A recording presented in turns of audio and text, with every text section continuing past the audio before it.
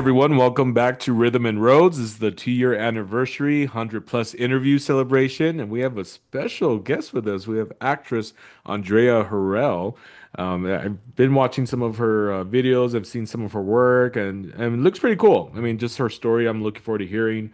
But yeah, so welcome to Rhythm and Roads, Andrea. Thank you so much for having me. I'm excited to be here. Oh yeah, I'm excited to hear your journey and the story and all that together. So.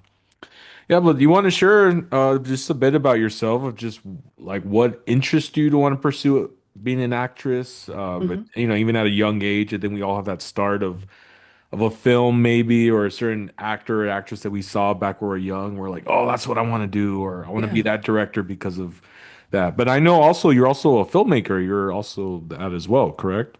Yeah, I just started making my own projects very, very recently. I'm talking about Wow. maybe a month or two ago. Oh, very recent. Well, So very congrats on that. recently. Thank you. And so my web series did premiere about 2 months ago. I have another episode in the pipe that is about to premiere. Oh my gosh, next week. Oh, So I will wow. definitely go ahead and shout that out when it's released. The series is called Opening Up. It's a passion project of mine, so I'm really excited. Well, we'll definitely get into that too on this interview. So, but yes, what is the story behind you, Andreas? So, how did it all start for you? Yeah, so I started acting in middle school because in middle school we had arts electives that you could choose specifically. So before elementary school, it's like, oh, we're doing music this week, we're doing visual art this week, or whatever. So on Mhm. and so on. So in middle school, when we got to actually choose our electives, I chose choir and I chose theater, Oh, and I was wow. excited.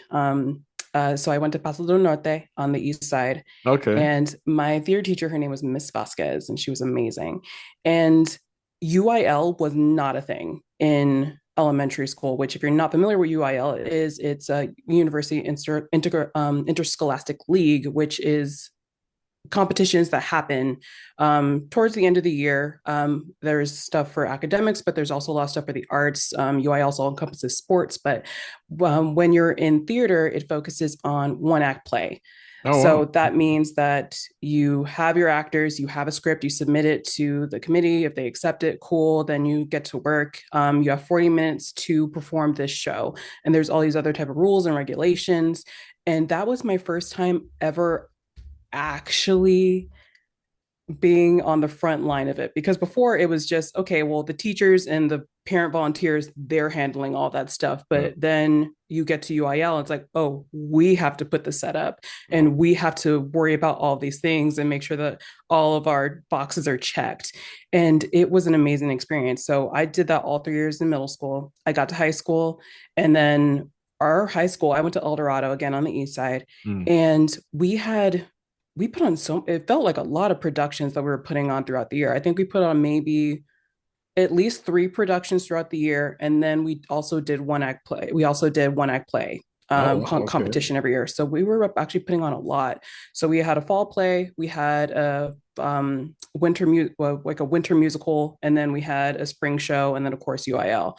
And I had great instructors. I had great instructors while I was at El Dorado, Thomas Gandrup, Jacob Rodriguez, Brian Marshall, just great people to work with.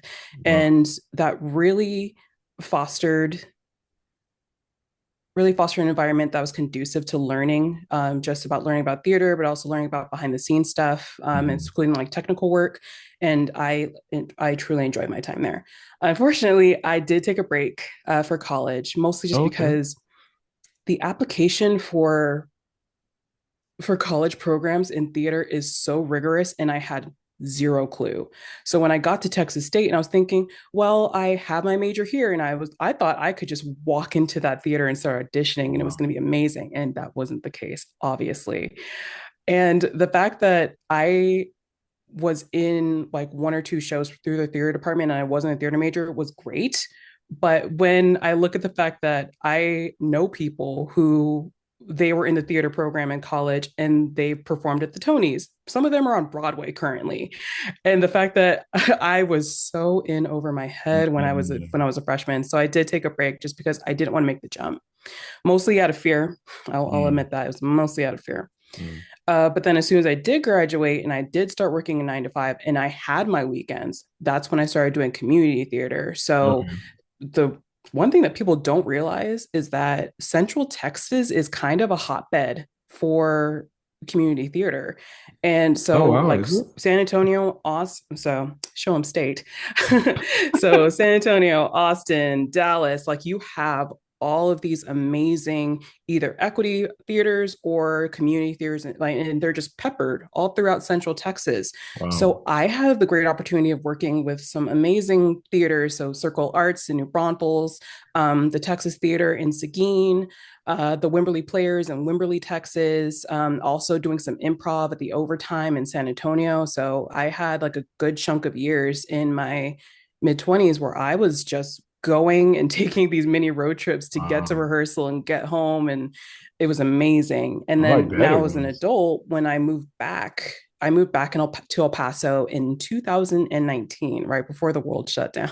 Really? 19, Right huh? before the world shut Oh down, a couple man. of months actually before the world shut down. Jeez. And so my 2020 was supposed to be booked. It was supposed to be booked and busy. And With what? then, Disney? no, booked and busy, sorry. Oh, it sounds sorry. You said it quick. I thought I said booked with Disney. I was like, oh snap. That's I truly wish. I wish. Disney, please call me. yeah. My official submission. Disney, please call me. Right? Like that's all it took. That's funny. But yeah, I moved back and I was Oh supposed to wow. be booked and busy all throughout 2020, but then Yeah. COVID happened and suddenly Jeez. a lot of theaters kept trying to push back the dates that they had reserved the rights for shows, and they had to keep pushing them back so much to the point where it just wasn't feasible for them to keep to do those shows anymore. So I was out and I didn't do anything until maybe Jeez. 2022. And now here I am, and I have been doing theater for about consistently anyway in El Paso for the Mhm. past year. So it's been a good time. Oh, good. Wow. Geez, so right after COVID, then you started back up in like 2 years later, then, huh? Mm-hmm. I really just wanted to get back into it because I have little hobbies, but honestly, acting and performing is pretty much my life's blood. I don't know what I would be doing if I wasn't doing that. Well, what's your little hobbies? Yeah, so I'm big on thrifting. I Oh, really? Okay. huge on thrifting. I've recently gotten back into buying up vintage because we do have a lot of really good vintage stores in El Paso now. Oh, Like we yeah. have Flamingos over on Texas, and then Pineapple Vintage just moved, but they're also really good about just finding these really specific pieces. I'm also big into crafting. Oh, wow. I've been on this weird kick for comfort shows. And when I was a kid, I used to watch reruns of Little House on the Prairie. Oh, no way. So Like I've the been, original one yeah, yeah, the original from the with the actor from 70s. Bonanza? Yeah, with Michael Landon. Is Yeah. that his name? Michael Landon. Okay, yeah. Yeah. Wow. So I'm getting really back into like old school hobbies. So I'm trying to learn how to needlepoint and I'm trying Okay. to learn how to bake more things from scratch. The only thing I can bake from scratch, I can make cake from scratch and I can make muffins, but those aren't that difficult. So I'm trying to learn how to make other things from scratch. Just trying to get back into old school hobbies. Hey, that's cool. I mean, Yeah, yeah. and so now also I'm trying to like put myself through DIY film school so I can um become a better filmmaker because right now my stuff is rough. It's like, and I know that people say, well, it's better that you made something than not make anything at all. It's like, Yeah, I've heard that yeah, one, but yeah. you should still be improving. Well, very true. Yeah, you don't ever stop. You keep growing and keep learning. I think as us musicians and filmmakers too, we'll never stop. There's always ways Mm-hmm. to improve all the time. Yeah. Yeah, and that's yeah. I mean, even those that have gone to college and graduated, you still learn after that. You still Mm-hmm. grow and learn and kind of get more information because there's always new stuff coming out every year. That's true, You know, in the especially film for industry, yeah. music, other arts, there's always new stuff developing, even in the AI and Mm-hmm. computer industry, there's always new stuff advancing. So you just keep up with that. But anyway, Yeah. I mean, you're a jack of all trades when it comes to like performance, when it comes to just art in general. So like how do you like manage finding that balance? me? Yeah. Oh, I mean, I mean, my Clark Kent job is I work the I I don't want can to say start using where that. because of private reasons, but I do work kind of like a retail job. Uh, Yeah. but then other than that, yeah, then I do my podcasts, um, musician slash DJ at times, Hmm. filmmaker. I think one thing for me though, it's really the film that I'm more into. Like this Friday, my brother and I, well, my brother's flying down from LA Hmm. because he won 2 awards for the Minefield Film Festival here in Albuquerque. Oh, nice. So him and I are gonna go, and he wants to go get his reward. Um, but the thing is, it's just the experience of just knowing that even one film can do it all, and that his film Hmm. has won tremendous awards already. But it's just amazing, just the fact that it's just like you balance everything out, but you always find ways to improve, like you mentioned. Yeah. And I think that's important, and for me, I just, one thing about me is I like my Clark Kent job. I'm not passionate about it. I don't, I, it's, I'm blessed to have a job, but it Yeah. doesn't bring the fire. Hmm. Honestly, it doesn't. And the thing Yeah, I is, agree. but it pays the bills, right? I mean, Hmm. until I get to that point of leaving to do this full time, but I'm blessed to have a job to pay the bills and Hmm. also let me do what I love doing. But I think it's also just, man, it's just saying, okay, like when I go to work, I'm giving work the work, and then Hmm. when I get off work, now I'm in the zone with what I love doing. Yeah. No, I So love that. yeah, I'm gonna steal that. I'm gonna steal that term Clark Kent job. I'm gonna steal Clark that. Kent job. That's right. Yeah, I'm not wearing the glasses or the suit or anything, but I know. If I left my button down, my button down's in the wash, it's fine. oh, Also my good. glasses. Hmm. Well, speaking of filmmaking, well, I first want to say thank you for sharing your story on that of just the Oh, thank start you. of the journey. Yeah, I mean, wow. But what was sorry, I was going with oh, your You're filmmaking. good. Yeah. So you just said you just started 2 months ago. Yep. And so you already have some like a series coming out or what's going on? Yeah. So I started a web series. It's called Opening Up, which I made for my friend Austin Savage's program called KPSO 915, which is Okay. essentially a platform for filmmakers, creators to make web series. And every single month, the people that submit their episodes, they get voted on. Mm. And if you get a certain ranking, then you get renewed to the next month. And then if you don't get renewed, then you're able to come back the next month, but you have to make a new series. It cannot be a continuation of a show that's already been canceled. Oh wow. So I made my first episode and then I got renewed along with a couple of other great filmmakers from the city and the community. Very cool. So yeah, so it's really fun. It's a nice way to just build community. I've met a lot of people that I enjoy working with through that organization, and I do love working with them.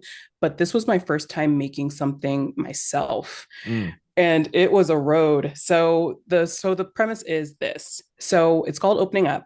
It's about this woman. Her name is Melissa. She is an audiobook narrator. However, she's an audiobook narrator for more spicy books. I'm unsure if you're familiar with the term spicy in terms of books. Well, what comes to mind is 50 Shades, so Yes, so yeah. essentially that. So essentially All that. right. So she does the voiceover for the audiobooks. However, she's suffering from a sexual disorder that does not allow her to actually partake in sexual activity. Oh So wow. the series is all about her very rocky road to healing, and it's somewhat semi autobiographical because I did experience that disorder as well Oh, back in you my early did. 20s. Okay. Yeah. So when I did start writing this series, when it even became an idea, it had been rolling around in my head for months. And then Austin wanted to start back up again. And so I was like, well, let me make something.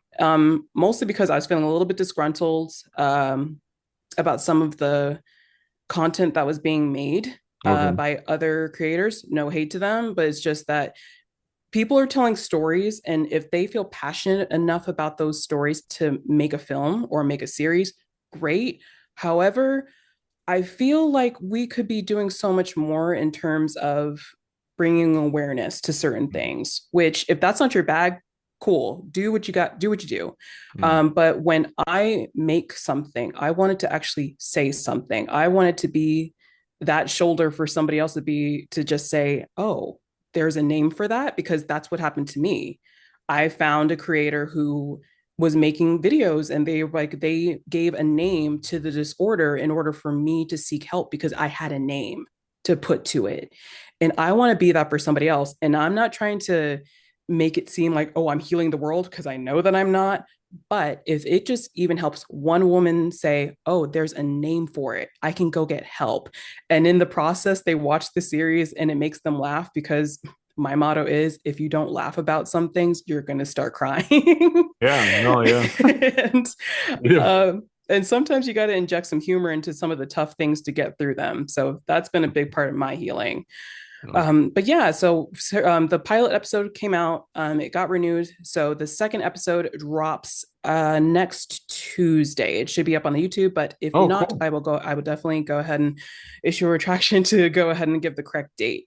But yeah, it's so right now, like I said, I'm putting myself through DIY film school. So I'm reading a lot, I'm watching a lot of instructional videos, just YouTube University. yeah, YouTube University has a lot. Like Studio Binder, I can't tell you how many Studio Binder Oh, videos I've watched, just trying to find my way through. wow.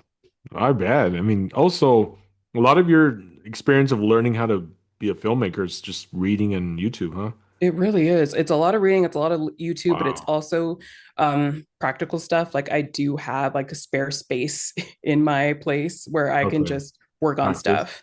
Okay. And then my laptop right now, like I like have like Final Drafts, and I have Amberton Live, and I have all these different programs where I'm learning how to Yeah. use them and use them properly. That way, so I can get better. Because ultimately, even though I do prefer acting, I do also like the fact of being in charge. I know that sounds terrible, of being in charge of my own projects, because that means that I have control. And honestly, that also means that I can give my actor friends jobs when I want to, and like nobody else can stop me. Which I do like the fact that it has given me a sense of independence, because when I first moved back to El Paso, and I was really excited because, again, I had a lot of success in Central Texas. And of Mm, course, COVID did shut a lot down. yeah. But then when things started picking back up, I was so excited. I was thinking, oh, there's going to be so many opportunities, and great. And that's amazing. And then I would get, 10 to 15 casting calls, if that, maybe a little bit less, coming through my social media feed. However, 90% of them were white slash Latina, or white and or Latina. Mm, I can't even pass. I can't pass, yeah. and I don't want to. Yeah. And obviously, sometimes it's crucial to the story, because I do know that a lot of filmmakers that are local here do like to write about the experience of a Hispanic person in the borderland, experience with just the like the border crisis in general, about people trying to immigrate in, immigrate out. I get it, and I Mm, respect it, and I will support those films because they're important. mhm. But if you're making a film and it's about a guy who got his heart broken, and it has absolutely nothing to do with race, then why are you being so specific? And a lot of them do write about like guys getting their heart broken, which, like I said, if that's what you want to write about and that's the film you want to make, go for it. But why is that important? And it really was disheartening. It was really disheartening. Really? And so this year, I'd like to give myself film challenges where I watch a film from a certain category or genre for a month. Like I watch a movie a day.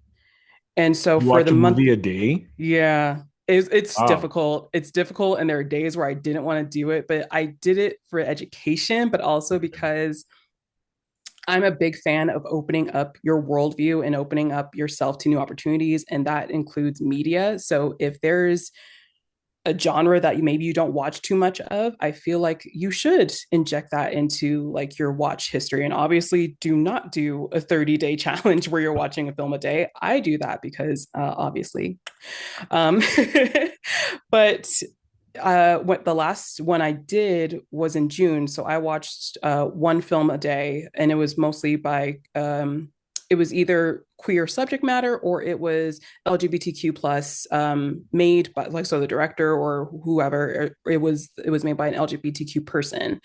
So that really opened up my view of film is such a wide array Hmm. of people making these stories, and they can encompass many things. It can be a romance, it can be a drama, it can be a horror, it can be whatever. I started watching a lot of Marlon T. Riggs's short films made in the 90s, and a Oh, lot of his short films were mostly poetry set to music, and it was mostly just people giving their testimonies, and still it was still beautifully done. And I had to sit down for about an hour after I watched three of them, just because they were so powerful. And it really made me think I can do that. And then my frustration with the current climate of some of the community, that also got into it too, where it's just okay, if they don't want to make my story and if they don't want to include me, I'll include me, and that's okay. And I think probably the best piece of advice that I have for anybody is just do it, for one, and two, stop waiting for people to give you a seat at the table when they wouldn't even pull up a stool for you to sit on. ooh. Oh, you need to get that copyrighted. Come on. Because the second that I stopped doing that, I started finding my people here, because I do have a pretty decent relationship with some people in the theater community here and some Okay. people in the film community here. And these are people that I like working with and I would like to continue working with. But for the majority of the film community and theater community here, it just wasn't happening. And You so said I film stopped chasing community. them. I'm Mm-hmm. sorry. You said Oh, film good. community, and what was the other? Yeah, the film community and the theater community. Oh, theater. Sorry. Yeah. You said it a little fast. I was like, wait, what was it? You're Yeah. good. Okay. But yeah, so and then when I did stop chasing them, I did find my people, and it's been a pretty good experience. I have some really great friends and collaborators that I love working with. That's awesome. Wow. And that's very true. A lot of us shouldn't wait to just hold on to others to just show up. It's like sometimes you gotta just do it. Like you said, just Hmm. start. And then once you start, you either bring on a friend that's interested in that. And then from there, the snowball will roll. Yeah. Then you'll attract the people that are meant to work with you. Yeah. Hmm. And I'm really a strong believer on that. And I believe that God also has ways to bring certain people in your life that you. So the thing is, like, I told my friend this the other day. Sometimes we Yeah. think what we know what we want, but God knows what we need. Hmm. And I see that sometimes where I'm like, oh, I would want to work with them, or I want this and this. And all of a sudden, when God brings in a person that out of the blue, and all of a sudden you're like, damn, like that's cool. Like, and all of a sudden you have so much chemistry, the vibe. I mean, Hmm. not chemistry like romantically, but just mean Yeah. like so much of the flow, or just like, oh, like cool. And you're Hmm. like, dang, like, and then now like it's just you have a great friendship, right? So it's just like Yeah. you're like, dang, thank you God for just bringing these people in my life, and they've been such a blessing, and Hmm. that's the thing is sometimes when you don't look for it, it will come to you. You just start what you got to start doing and what you love doing, and then yeah, just it'll all open up. The doors will Yeah. open up for you. The ones that are supposed to be closed, the doors will close. The ones that are supposed to be open will be open. Hmm. Just don't stop. Keep going. Yeah. You have to. You have to, You even have when it's to. hard. Yeah. Oh, yeah. Even Especially when when it's it's hard. hard. Especially when there's criticism, competition. There's people that will, just stay focused. I'll bring it up later because I want to get more into your story. But Yeah. okay, so next week, Tuesday, you have your series premiere, right? Mhm. Yeah, my second episode's coming out next Tuesday. Second. And the first Mhm. one, you can watch it on what's the YouTube channel? Yeah, it's on YouTube on under KPSO 915. It's opening up a pilot episode. Oh, cool. All right. And who are your actors? Do you have actors in there? Yeah, so crazy, crazy. It is me. I decided to play Melissa. Oh. So, like, how I said this was a rocky road to get here. So, originally, I wrote the script, and I wrote the script with a friend of mine Hmm. in mind. And she was really excited about it. I was really excited about it. It's like, cool, I'm going to be behind the camera. We can do this. Yeah. And unfortunately, there were some situations that were happening in her life to where it was either I had to say, hi, I can be here for you as a friend right now. I cannot be here for you as a director who is like, even though the episode is super short, it's a web series. It's a web series. So, like, the first episode, I think it's under 3 minutes. So, it wasn't like it Whoa. was going to take us that long to shoot. Like, literally, we could have gotten it done in a couple of hours.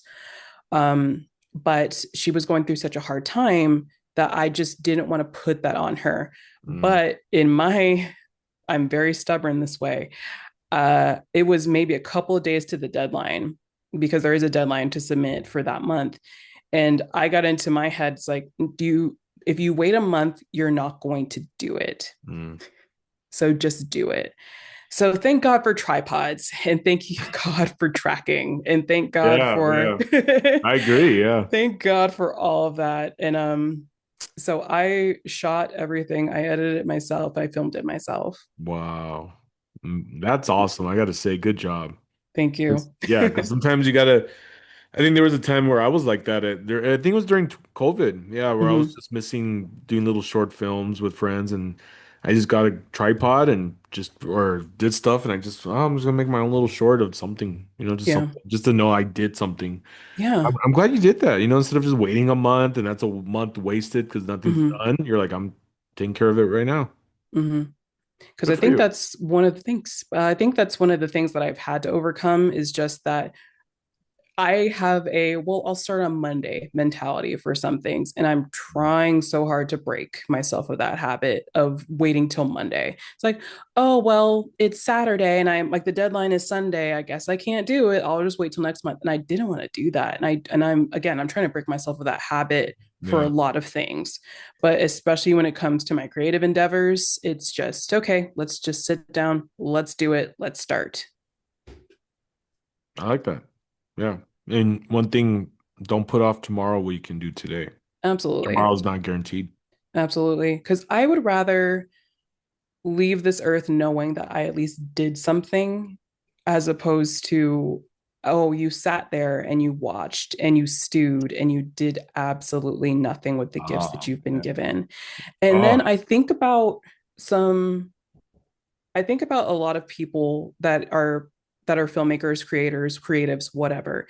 And I think about how some of them have a lot less of the resources that I have and they're still getting their stuff in on time mm, and they're still producing things. And that once you put that into perspective, it really just kind of brought that out of me too, where you wow. don't have any excuses. Okay, That's right. you're a newbie. Okay, create something. You're Hmm. learning. Okay, Hmm. you made mistakes. Okay, do better next time. Yeah. You don't really have an excuse like when you have these 16-year-olds that are running around with their iPhones and like they're making Mhm. shorts. You don't have an excuse when you have a full-time job where you're making money where you can buy equipment and you're not creating anything. You have all of these resources at your disposal and you're not creating anything. Very true. Hmm. Yeah, totally Also, agree. are you familiar with a filmmaker named Neil Breen? No, I'm not. Okay, so Neil Breen, he's an independent filmmaker. He writes, directs, and stars, I believe, in every single film that he's done. I think he's Really? only made four or five. Don't That's quote me on cool. that. But all of his films, one there they he puts so much weight into his green screen. It looks like somebody edited it in like Microsoft Paint sometimes, and some of the plot lines are the most nonsensical things I've ever heard in my entire life. There's one where he has a twin brother where it's literally just him in a really bad glue on beard and mustache. Really? Wow. But at least he has the faith in himself Well, of to course. create Yeah. something and to create them multiple times over. That's It's like awesome. if Neil Breen can bring himself to produce these things that are absolutely nonsensical, I have no reason not to believe in Right. myself. You're just like, okay, what's stopping me, man? Like, if I Yeah. can do this. Wow. I highly recommend just watching the trailers. Do not watch the movies. Oh, Please, okay. please do not subject yourself to that. And I say that as a person who is a connoisseur of cinematic trash. Do not watch the movies, but watch the trailers all you All want, right. and you will see exactly what I'm talking about. You will cease to doubt your skills as a filmmaker once you watch his trailers. Dang. That's crazy. Well, good for him, man. I'm I happy. know it's like good for him for doing it, but that Yeah, took because some of us guts can, more yeah, times that over. takes guts. Yeah. Jeez. Well, before we end on this episode, I want to ask you, I guess during the time with because it seems like you were more involved with theater, right? Mm-hmm. And then you got into film or being an actress. So Mm-hmm. with so much competition out there and just different people, pursuing that as well, which is Mm-hmm. great. But also there's also that, once you start and then you kind of feel like there's insecurity, there's self-doubt, Mm-hmm. and then you feel like, like how do you overcome this? And then people will see your work and there'll be some that will support it, and then some will be like, it wasn't Mm-hmm. good. How do you handle, I guess, for more theater and not being an actress? I don't know. I mean, maybe we've all been through it. I've been through it, Yeah. but just overcoming those criticism, uh, Mm-hmm. naysayers, people, or just self-doubt and insecurities where you're just like, I mean, thankfully you didn't get to that point where you just say, you know what, it's not for me. I'm stopping. That's it. I mean, Yeah. apparently you're still here doing it. So how did you overcome that to get to where you're at? Yeah. So Viola Davis was on a podcast a couple of months ago, and she said that one of the most important things that you have to remember whenever you get out of bed every day is Mm, to not betray yourself. mm, And that means staying true to who you are. Do not minimize yourself. Do not wow. lessen yourself for anybody or anything, even if Wow. it's your dream. Do not do that. And so I have to hold on to that, especially considering that she has a lot of experience of being in spaces where she was very other compared to everybody else. I mean, she went to Juilliard, which is Wow. still, or at least when she was there, definitely was not a space that was the most welcoming. And she even talks about her experiences of how they tried to put her in a little white box, which there's no way she would be able to fit into that. Dang. So you have to remember that. You have to remember not to betray yourself. Also, rejection is a part of the job, and it sucks and it hurts, but you can't be everything for everybody, and that's okay. You shouldn't have to stretch yourself to be that. Yeah. And one of the best things that I do when I get a rejection, I always look up 1 star reviews for my favorite restaurant or ice cream flavor or whatever, or movie. And I look up 1 star reviews for them because if it's something that I love, not everybody else is going to. Mm, And it doesn't make it any less good. It doesn't make it any less valuable. And that's the same type of attitude you should have about yourself. Just because you received a rejection does not mean that you are less valuable. It wow. does not mean that you are unworthy. It Yeah. does not mean that. It just means that for whatever reason, they didn't choose you, but you shouldn't internalize that. Mm, So, one of my favorite movies, and I would say that this is probably in my top 4, is The Omen from 1976, directed by Richard Donner. And I looked at the 1 star reviews for that. And this guy is going on this paragraph long stream of consciousness about how terrible this movie is, which I think it's amazing. I think the yeah. score is amazing. Gregory Peck is amazing in it.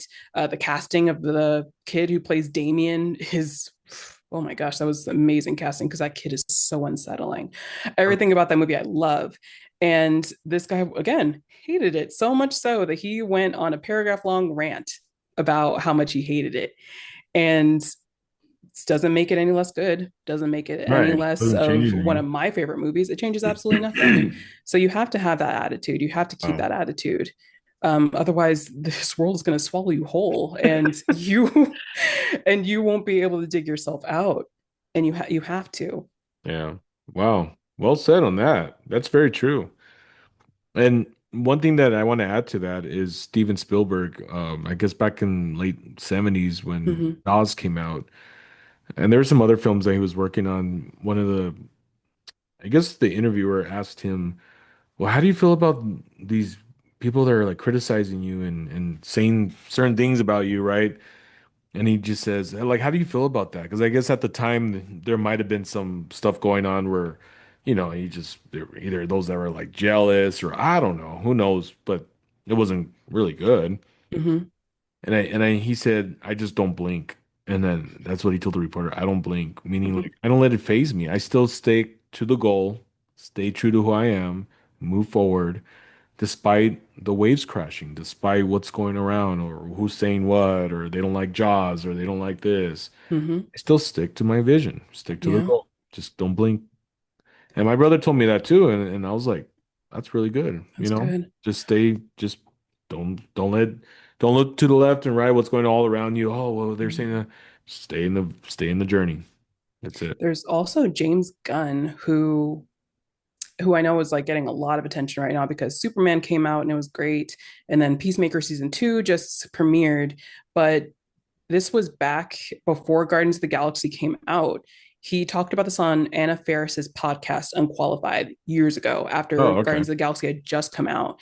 And he talks about how before he was even approached for Guardians of the Galaxy, he was going to quit filmmaking in general. He was just going to focus on video games because he wrote mostly for video games, Wow. and he was having a lot more success with that as opposed to the movies that he was producing and directing and writing for. And he was talking to Anna Faris about how Kevin Feige, who is the head of Marvel Studios right now, came to him and said, "We want to adapt Guardians of the Galaxy for film. What would you do with it?" And James Gunn honestly didn't want to entertain it at first, but then he went home because he's such a fan of the comics. He's such a fan, Yeah. and just a tried and true historian when it comes to just comic book lore. So he went home and he basically wrote a dissertation about what he would do with these characters and where he would take it. And of course, lo and behold, Kevin Feige gave him the job, and the Guardians of the Galaxy movies are, in my opinion, definitely the most solid Mm. of the movies that I would say, at least like of the trilogies. I would say it was definitely Guardians of the Galaxy is the most strong. And then I'm so excited to see what he's going to do with DC Comics because I grew up more into DC than I did into Marvel. So I'm Oh, really excited to see what he's going to do with that. interesting. Yeah, I never knew that. Huh. Yeah. And but the fact that he said I was going to quit and then this Yeah, happened, and it's like what was meant to find him was found him. that's true. Very true. Yeah. And before we end, that's very true. And one thing that we do ask ourselves at times is why do we do what we do, right? Mm-hmm. Got asked that last year because I didn't like almost in the moment quit Rhythm and Roads. Mm-hmm. I had thoughts about it. And I was like, well, this was like late last year. I was like, well, I don't know. I mean, there's always the other podcasts and there's competition and who's really listening to what I'm to these interviews, right? Mm-hmm. Then someone that I used to talk to, she asked me, well, why do you do what you do? Or why do you do Rhythm and Roads? And I'm like, hmm. So after a while, you ask yourself, I didn't right away just say the answer. I actually thought about it and I was like, and and one thing I have to say that I was really like, this is why I don't want to stop, is because every interviewer that I have, it's a unique story, and there's no other like it. Mm-hmm. And that's what's different about every journey is that it's your own journey, and it's not like, oh, this sounds like this other person, or no, it's a very unique story. Everyone has unique stories, and everyone has their own unique journey, and and it does something to me where when I listen to your story and the next episode and whatever, it's like I learned something new, right? And something new that I'm like, oh, cool. Like, Yeah. and I'm fascinated by your story and the journey. And it's just a blessing to see going from how you started to the struggles and then to where you're at. And it's just like, wow. And if Mm-hmm. one person sees it, if 50 people see it, 100, who knows? Yeah. And one's blessed by it, that's all that matters. Just one Mm-hmm. person being like, wow, I saw your episode, not just about me, but about the guest, and Yeah. loved her story or loved his story or vice versa. Who knows? But Mm-hmm. yeah, anyway, that's why. But yeah, it's good to ask ourselves that every now and then. Just Yeah. we do what we do, and then you'll find your spark again. Mm-hmm. It helps to get you through. Very true. Mm-hmm. Well, Andrea, how do we find you on social media and in your series next week? You said on YouTube channel, but if you want to go ahead and Yeah. talk about it, the links so we can find you. Yeah. So you can find me on Instagram at Drea Hurell, and also my series opening up. The new episodes should be up by next Tuesday. That is going to be on the KPSO 915 YouTube channel, which if you just type in KPSO 915, it'll just pop right up, along with some of the other great web series that have come out of this organization. So please go ahead and show them some love too. Yeah, alrighty. Well, thank you, Andrea, for coming on Rhythm and Roads. Well, thank you so Such a much. blessing to have you on. Yeah, and I'm glad that you're pursuing filmmaking as well. And I'm really happy that you're looking at different outlets from YouTube, reading, even Yeah. hands-on. I mean, that's how you learn, right? And Yeah. also just really hands-on too, just having friends that you know that really, hey, let's just 5 minute project, sure. Absolutely. I love that. And that's how it starts, you know. And the next thing you know, you're already out there. So congrats on your new web series. Thank you. That's pretty cool. I mean, yeah, I don't mean I don't have that, but I'm glad you You do. should make a series, dude. Make a series and submit. I know I should. Yeah. I mean, I don't know. I mean, sometimes I'm so caught up on what I'm doing with this. I'm like, okay, how do I do that? But we'll Yeah. see. I mean, because I would love to get back into the filmmaking aspect of like writing, doing a short, but we'll see. Hmm. Yeah. So, alrighty, guys. Well, thank you, Andrea, for coming on Rhythm and Roads during the 2 year anniversary celebration. And for those Thank that you so like to much for share having their, me. yeah, for those that would like to share their story, or you want to share your story, feel free to come on. Reach out to me on Rhythm and Roads Official, and then my YouTube channel is Rhythm and Roads Podcast. If you Google search just Joshua Jacob with Rhythm and Roads, it'll all come up with my information. But yeah, congrats to you, Andrea, and feel free to follow her, and we'll catch you guys on the next episode. Bye.